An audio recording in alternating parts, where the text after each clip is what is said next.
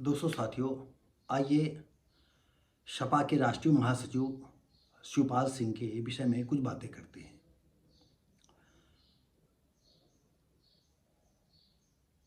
वैसे जब ये सत्ता में होते हैं तब दूसरी बात होती है, जब सत्ता के बाहर होते हैं तो संविधान की बात होती है।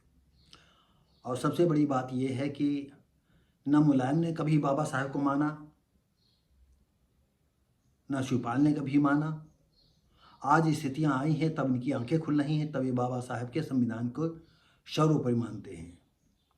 खैर, इस विषय में हम आगे बात करते हैं। शिवपाल यानी सपा के राष्ट्रीय महासचिव एक कार्यक्रम में आए हुए थे और उन्होंने दिल खोल करके भाजपा के सिलसिले में उन पर डंडा चलाया। उन्होंने कहा कि आज बेरोजगार लोग बढ़ रहे हैं, युवाओं को नौकरी नहीं है। सही बात है, नौकरी नहीं है।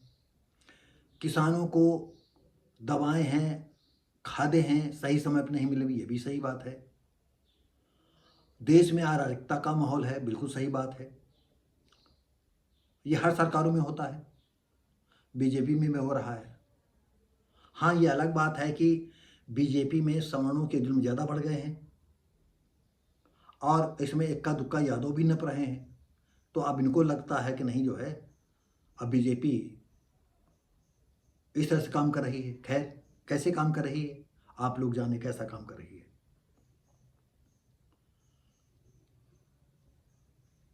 आपको मालूम होगा कि लखनऊ गेस्ट हाउस में जो है मायावती बहन जी के साथ क्या हुआ था मुलायम सिंह के शासन में। तब बीजेपी के लोगों ने उनकी मदद की थी। हम उसमें नहीं जाना चाहते हैं। और आपको पर्सनल अपनी बात बताएं, मैं कई वीडियो में बता चुका हूँ, मैं शेड्यूल कास्ट का व्यक्ति हूँ। मेरा नाम शिव भारती पासी है और मेरे चैनल का नाम है व्हाट्सएप भारती। अगर आप वीडियो, ये विश्वास है कि आप देख रहे हैं हमारा वीडियो, और हम ज़्यादा कोई बुद्धिमान नहीं है, बुद्धिजीवी नहीं है, और इस उम्र में कभी याददाश्त भी इधर से उधर हो जाती है। कभी कभी हम कोई बात पूरी नहीं कर पाते, दिमाग कट जाता है। लेकिन ज़िंदगी में जो हारता चला आया हो तो सोचता है कि कम से कम कुछ तो करे। आपको बता दें, फिर आज हम इस वीडियो में बता रहे हैं, ये चैनल मैंने बनाया था, हमारे 100 उपन्यास हैं। हम फिल्मी दुनिया में 8 साल रहे, यहाँ तक अनिल शर्मा तक, सुभाष घई, मुक्ता आर्ट, आमिर खान, ये जितने बड़े दिग्गज रहे, इनके यहाँ ऑफिसों में चक्कर काटे, इन लोगों के यहाँ सब्जेक्ट भी सुनाए। यहाँ तक राजश्री के लिए भी मैंने एक सब्जेक्ट लिखा था। मौका आएगा तो हम आपको ये सारे सब्जेक्ट जो है आपको सुनाएंगे। हम इसलिए रुके हुए थे कि कोई एनिमेशन करने वाला मिल जाता तो हम जैसे बोल रहे हैं कहानी, तो कहानी के हिसाब से ही वो चलता रहता। एनिमेशन के हमारे किरदार चलते रहते तो आपको पूरी कहानी अच्छी लगती, सुनने में भी अच्छा लगता। लेकिन हमें 100 साल हो गए हैं, कोई भी एनिमेशन करने वाला व्यक्ति नहीं मिला। तो अब हम क्या करेंगे, कुछ समझ में नहीं आता है। तो अब कभी न कभी जो हम उपन्यासों के सिलसिले में ये कथानक बनाना चाहते हैं तो बनाएंगे। और हम उम्मीद करते हैं कि अगर आप लोगों में से हमारे उस, भले हमारा ये वीडियो न देखें, अगर हमारी उपन्यास, सबसे पहले हम गोबरेला उपन्यास का जो है सब्जेक्ट यानी समरी डालेंगे, कई भागों में बांटेंगे उसको। हम उम्मीद करेंगे वो आपको बिल्कुल पसंद आएगा और आप लोग हमें तब उसमें कमेंट करके बताएं कि आखिर ये जो है अनिल शर्मा ने क्यों इसको रिजेक्ट किया था। बल्कि रिजेक्ट नहीं कहा था, उन्होंने ये कहा था कि पाकिस्तान और इंडिया से पीस चल रहा है, इसलिए इस सब्जेक्ट पर काम नहीं किया जा सकता। क्योंकि वो सब्जेक्ट मेरा इंडिया और पाकिस्तान के मामले में था, उसमें और कोई भारतीय कुछ मुद्दे थे। हम उनसे हाथ मिलाते हुए कहा था जब चले कि जब तक हिंदुस्तान है पाकिस्तान है, जब तक हिंदू और मुसलमान है, पीस कभी नहीं चलेगा। शायद आप अनुभव करके देख लीजिए, आज भी वही हो रहा, अपने देश में वही हो रहा। बांग्लादेश में हिंदू काटे जा रहे हैं, मुसलमान काट रहा। पाकिस्तान में भी सब काटे जा रहे हैं, वो भी हो रहा है। हिंदू यहाँ भी काटे जा रहे हैं, जब होता है तो हिंदू ही काटा जा रहा है। और काटा क्यों जा रहा है? हमारी नज़र में तो सवर्ण ही इसके दोषी हैं। क्यों? सवर्ण सारे हिंदुओं को हिंदू नहीं मान, हम लोग हिंदू तो नहीं हैं, लेकिन अब क्या करें, अब हिंदू में दर्ज हैं, फिर भी हम हिंदुओं के साथ चलना चाहते हैं, फिर भी हम बीजेपी के साथ चलना चाहते हैं, लेकिन सवर्ण हमको वही रास्ता दिखाता है, वही वो बताया करता है। तो दोस्तों साथियों, आइए हम शिवपाल सिंह के विषय में इधर उधर बता रहे हैं। तो संविधान, शिवपाल जी जो है एक कार्यक्रम में आए थे, उन्होंने शुरुआत से आपको बताते हैं। संविधान को दरकिनार कर तानाशाही पर उतारू है भाजपा, ये शिवपाल सिंह कह रहे हैं। शिवपाल सिंह यादव, सपा के राष्ट्रीय महासचिव की ये बोल है।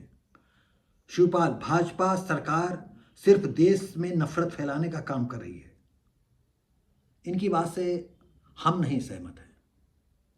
आप तुष्टीकरण का खेल खेलते हो और तुष्टीकरण भाजपा भी करती है।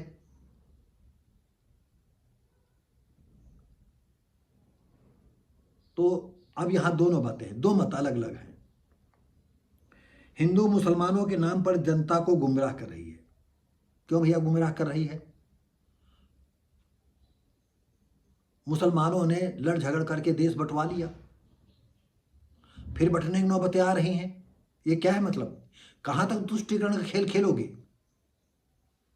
संविधान को दरकिनार करते हुए तानाशाही पर उतारू बीजेपी। शिवपाल एक निजी कार्यक्रम में पहुंचे थे, वहीं पर बीजेपी के विषय में कहा, युवाओं को रोजगार नहीं। बिल्कुल सही बात। देश में लगातार बेरोजगारी बढ़ रही है, ये भी सही बात। किसानों को समय पर खाद पानी जैसी मूलभूत सुविधाएं तक नहीं, ये भी सही बात। किसानों की दोगुनी आय करने के दावे हवा हवाई हो चुके हैं, ये भी सही बात। सरकार अब सब सरकारी विभागों में भ्रष्टाचार का बोलबाला है। भ्रष्टाचार तो किसी में कम, किसी में ज़्यादा। क्या आपकी सरकार में भ्रष्टाचार नहीं रहा? यादव मुसलमानों का आतंक नहीं रहा? आप कहो नहीं था, आप नहीं कह पाओगे। सभी को 2027 के चुनाव के लिए अभी से कमर कस लेनी चाहिए भाई, करो कसम। आपको बता दें, अब हमारे अपने निजी सपा के राष्ट्रीय महासचिव को सलाह है, मेरा छोटा एक इकाई के तौर पर, यदि सपा तुष्टीकरण की नीति छोड़कर जो मुसलमानों की तुष्टीकरण की नीति अपनाती है, इसे छोड़ दे। मेरा तो, मैं कह रहा हूं, लेकिन ये छोड़ नहीं सकती है, न छोड़े। लेकिन मैं थोड़ी देर के लिए ये तुष्टीकरण का खेल छोड़ने के लिए मैंने कहा। शूद्र समाज जो कुल आबादी का 75% से अधिक है, जो शूद्र समाज यानी हाई कास्ट, मतलब ब्राह्मण क्षत्रिय वैश्य, इनको छोड़ करके शूद्र समाज जो है कुल 75% से ऊपर है। आपको 75% नहीं दिखाई पड़ता है?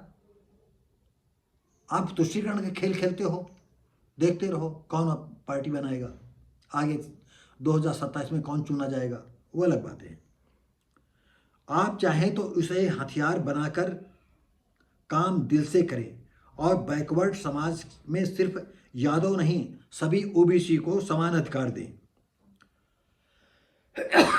उनको प्रतिनिधित्व करने का मौका दें, और ऐसे ही एससी के साथ भी करें। उनको पूरी स्वेच्छा हो, न कि बैकवर्ड जुल्म करता रहे।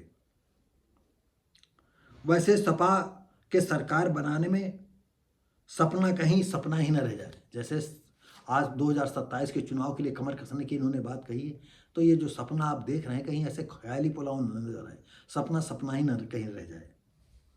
तो दोस्तों साथियों, अब इसमें हम ज़्यादा तो नहीं कुछ कहेंगे, जैसा आपको उचित लगे वैसा करिएगा। लेकिन मेरा ख्याल ऐसा है कि जब तुम शूद्र समाज के 75% हो, तो तुम क्यों मुसलमानों के सामने घुटने टेकते हो?